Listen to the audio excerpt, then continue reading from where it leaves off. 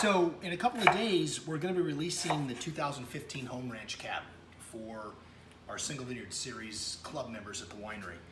And I'm really happy with the wine. And the 2015 vintage is a really interesting wine. It was a kind of a difficult vintage. We started out the year with a weather event right as fruit was flowering, and we lost big percentage of fruit from our vineyards. In fact, some of our vineyards, we only got about 50% of what we were expecting to get. And I felt like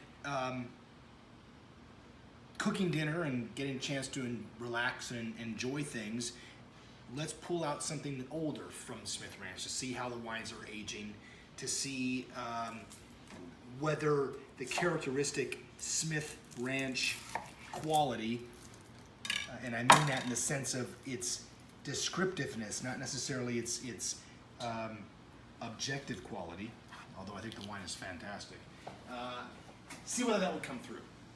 So I found a bottle of 2008 Smith Ranch Cab and have been enjoying it over the last hour or so, and love what I'm tasting. This wine is really showing what Smith Ranch has always been since 2002 when we first made wine from that vineyard. Of the 6 different wines we're making for the Single Vineyard Series, this is probably the most tannic of the group. It's probably the wine that shows the least amount of fruit, the most focused structure, focused tannin of any of the vineyards that we're using. 2008 was a really fine wine. It was a fine vintage. It was from a weather standpoint, fantastic. Not a lot of rain, no rain at harvest time. It was ideal growing conditions. And the Smith Ranch fruit tends to be dark. It tends to be certainly darker than Gilmetti, darker than Home Ranch. And it has a structure to it that's narrow, where I get a lot of breadth and ebullience from Gilmetti Vineyard. Part of that site, part of that is multiple clones. I get a much more focused and somewhat monolithic kind of structure to Smith Ranch. It's a structure that allows the wine to age really well, though, I think.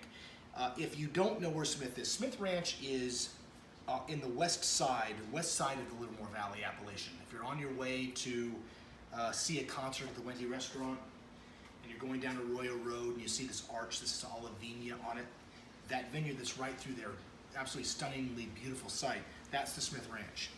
And we get Cabernet from a block at the bottom of the hill, a real gorgeous vineyard.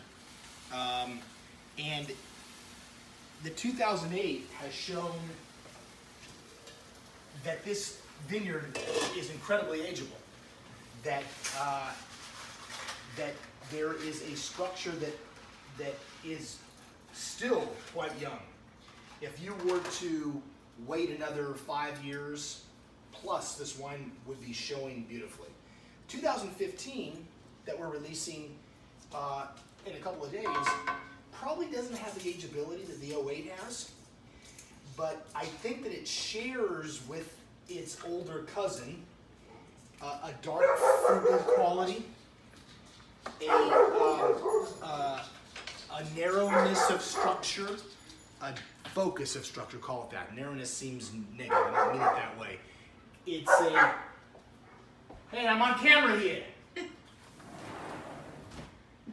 It shows a, Chongo, getting in the way of things, shows a parentheses of tannin and a parentheses of acidity around fruit that I've always really liked about this vineyard.